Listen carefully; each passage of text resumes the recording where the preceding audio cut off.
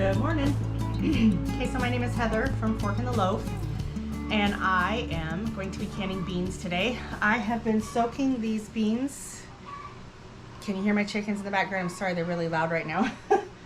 I have been soaking these beans for 24 hours, and I rinse them off really good when they're done, so now they're in the colander. And I am going to show you how I can my beans. I use the soak method because I think I just found a chip. I use the soak method because I feel like it's easier to digest that way. It breaks down the, I think it's linoleic acid. Don't quote me on that. But there is a anti-nutrient that is in beans and grains and all that kind of stuff. So I like to soak that out so it doesn't block absorption in my body.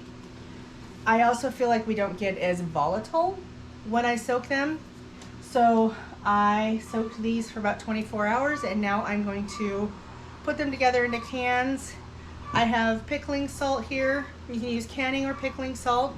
This is canning and pickling salt, I'm sorry. I'm going to use a little bit of salt in each of these. I use Himalayan salt usually, but I still have some of this left from, and I figured I might as well use it. I don't even remember when I got it, but I'm going to put a half a teaspoon in each of the jars. One of those lovely things about canning your own food is you have control of how much sodium you decide to put in it. I like to do about a half a teaspoon per pint and about a teaspoon per quart. Beans generally are a pretty bland food anyway, so really having that extra salt in it isn't, I'm a salt lover. So let me point you down just a little bit more. Actually, I think you can see this okay. And then I will start filling these. I have water boiling in the background. And so in my jars are clean. They've just been washed and in the dishwasher. They're not hot anymore. They don't have to be kept sterile. They're going to be put in my pressure canner for an hour and 15 minutes. 75 minutes for pints, an hour and a half for quarts, which I think is 90 minutes. And since I'm just doing pints, I'm going to do 75 minutes. And I am in Idaho in the Treasure Valley area, so I have to have about 15 pounds of pressure because of my altitude. So I don't always measure, but with this, I kind of want it to be a little more accurate. I mean, I don't want to end up with way too much salt. I may not need all of this salt, and that's okay. I can always just dump it back in. I am going to use about 1 cup, and I know that when I make this a heaping, that it's about 1 cup. This I don't need to measure. As long as it is about 3/4 of the way full of a soaked bean, 2/3 to 3/4 of the way full, I'm gonna be okay. If it were a completely dry bean and you were doing it this way, you don't want this much.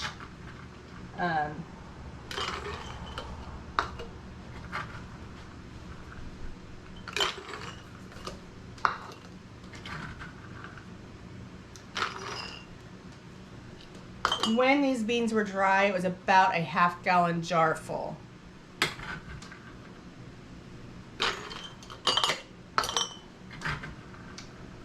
There is no set amount of how many beans to soak. It's really how many you want to can. I had this half-gallon jar that I needed to do something with instead of just letting it sit open on my counter or on my shelf, and so I decided, and I'm out of canned white beans, so I decided it was time to can some beans. And they're easy, and there's nothing better than being able to crack open a can of your own beans that have been soaked. Now, soaking them does alter the texture a little bit. It's going to be a little bit more mushy than a dry bean is going to be. I don't mind that. I kind of, I'm a refried bean fan. That was not nice. I'm a refried bean fan, so I don't mind mushy beans. I kind of prefer them to be, I prefer the nutritional benefits and the nutritional ease on my stomach over the texture of the bean. And so these are all pretty close, huh? Yeah. And now that I have these filled, I have a few more beans in here, so I need to go get a few more jars. I'll be right back.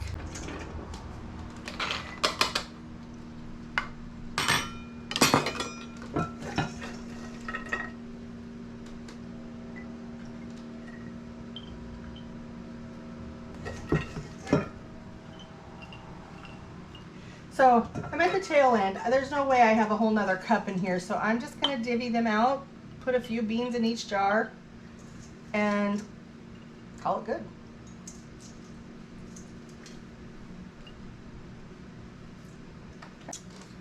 Okay, so my water has come to a full rolling boil, and I am going to fill these to 1-inch Headspace. And I have on my this debubbler, I've got a 1-inch. There is actually, I don't know if you can see it, but there is actually some measurements on there.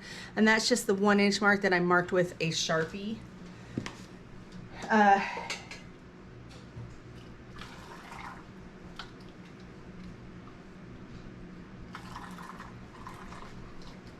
And I do know roughly if I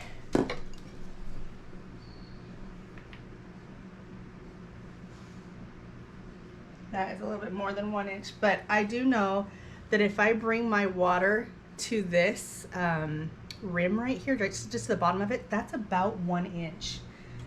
So, and then once I'm done with this, I'm going to take my debubbler. I don't know if you can see all this.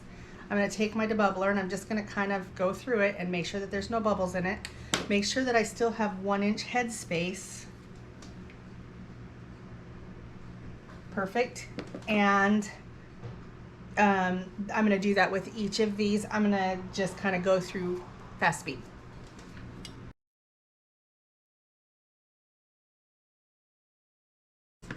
Okay, so I've got them all filled, and I'm just going to go through and debubble them all.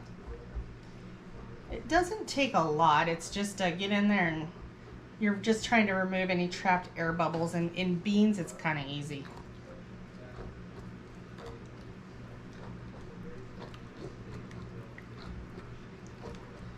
Okay. And then I'm just going to take a damp paper towel. A lot of times I like to use vinegar to wipe the rims, but there's no fat in these, so I don't really have anything to remove but salt and bean particles. That does not take vinegar. Okay, so all right, so burped it, wiped it, salted it, hot water. Lids do not have to be boiled anymore, especially if you're going to be going over 10 minutes in the pressure canner. And I think it's 10 minutes in the water bath canner, but I'm not quite positive on that one. Regardless. So the reason that we had to boil them before was to soften the sealant, the ring on it, and we don't have to do that anymore. The way they've manufactured them now is we just need to wash them, make sure all the warehouse chemicals are off of them, and then place them on. And I like to flip-flop them so that they're not so hard to come apart. I don't know how many times I've found 2 on 1. It's kind of a waste of lids, especially today when lids are hard to come by. I don't know how you all store your rings, but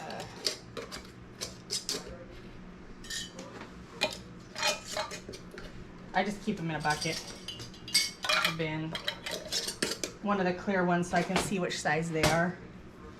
If they start to get a little too rusty, then I have a tendency to toss them because I don't want them creating a dust surface on my, I don't want to add rust to the metal lids that are already there. I want them to store for a little bit longer than that. And when I put my lids on, I'm literally just putting them on finger tight. If I can't open and close it with my 2 fingers, it's too tight. I should not yank it on. And some of them kind of look a little rusty like that, but that's because I put vinegar in the water, but it's not rusty. So this is the reason that I put it into this little black pan, because I come outside to do my canning. I have a glass top stove, and my understanding is you can't Sorry, background noise. My understanding is you can't use a All-American canner on a flat top stove. I heard some people say yay, some people say nay. I'm in a rental. I don't want to risk it. So I have a All-American 921. Let's see, it goes forward here. It's a 921, so I have a chicken talking a lot. She's telling stories. But I have a 921 All-American. It is a, I'm not even sure how many quarts it is, but it'll hold 7 quarts or it will hold 18 pints. I don't even get this started.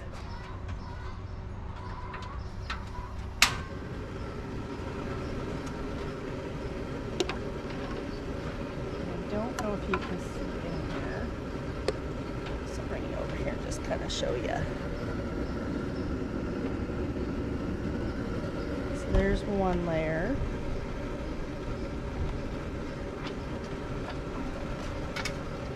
And then I have another one of these, which I know it looks nasty, but there is no getting that stuff cleaner.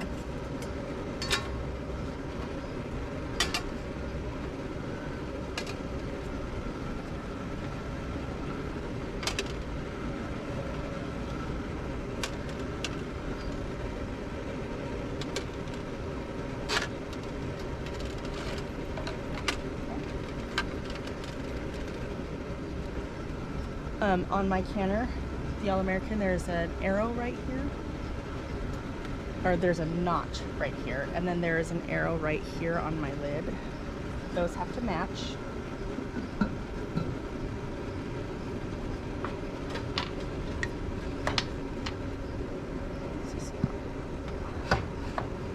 Another thing you want to do is you want to oil the rim of it, which I do that. I just did it after I washed it, and the top looks really dirty. That's not going inside. So you're trying to make sure that you have an even gap here and an even gap here. And it's kind of getting to the point where it has this sweet spot that it just sits there and it automatically goes there almost. Not quite. My mother-in-law is amazing that way.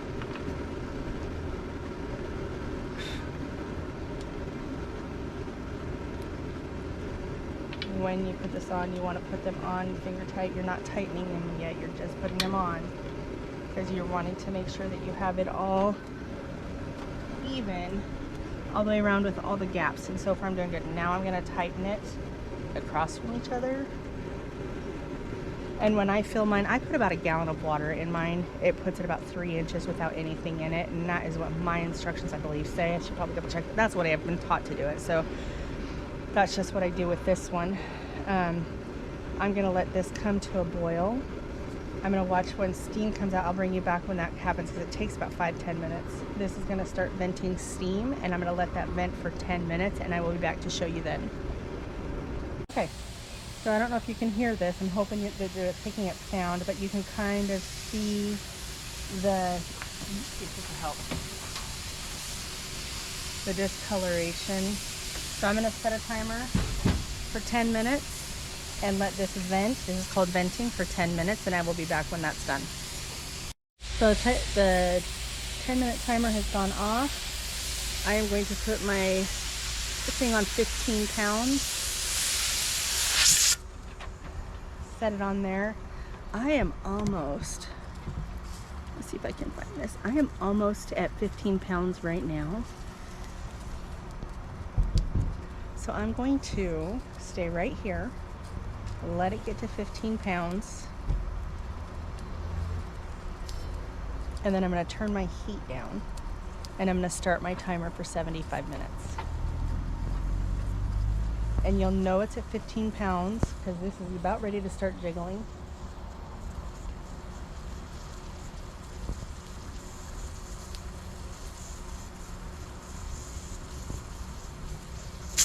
Okay, I'm going to turn this down, and I will see you in 1 hour and 15 minutes. I'm just going to monitor this, make sure that it stays at 15 pounds, doesn't get too high, doesn't get too low, and then I will turn it off when my timer goes off at 1 hour and 15 minutes.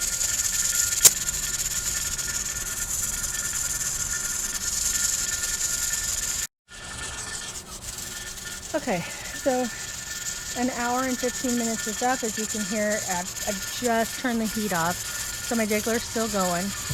I'm gonna wait for this to come all the way down. Let's see if I can show you. I'm gonna wait. I don't know if you can see that. This little needle right here needs to come and rest on that little, there's like a metal needle right there to come and rest on top of there. And that's what I need it to get to. And once it's there, we'll wait a few extra minutes for it to cool down as much as possible. We'll remove the weight, and then we'll let it sit for about 5 more minutes, and then I'll open it and let it sit for about 5 more minutes, and then I'll remove the jars. Okay, so it's been about a half an hour to an hour, and let's see if I can see this here. Yep. So if you can see that, the pin is now sitting on that little metal pin. I don't know what else to call those. So what I'm going to do is take off the weight, and there's always a little bit of pressure that still comes out. So I'm going to take that off. And now I'm going to give it about 5 more minutes, and then I will be back when that 5 minutes is done. Okay, so it's actually been more than 5 minutes. Oops, wrong one. And for this, you want to open it kind of the same way that you closed it, opposite ends. I just oops. And I'm going to twist it open, and I'm going to pull. I'm going to let it sit here for about 5 to 10 minutes and let it kind of naturally cool off. I don't want it to siphon as much as possible. So I'm going to come back in about 5-10 minutes after this has had a chance to cool off. Hope you can see all this. It's been a little bit longer than the 5-10 minutes I had proposed. There are my white beets.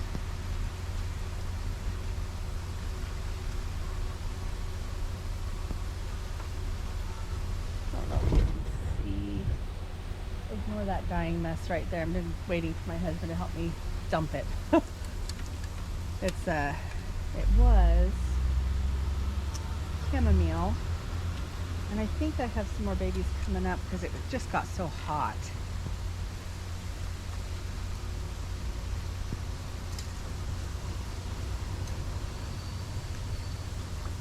So either I gotta clean it out and get more in there, or I just have to get rid of it, and it's getting old. No idea.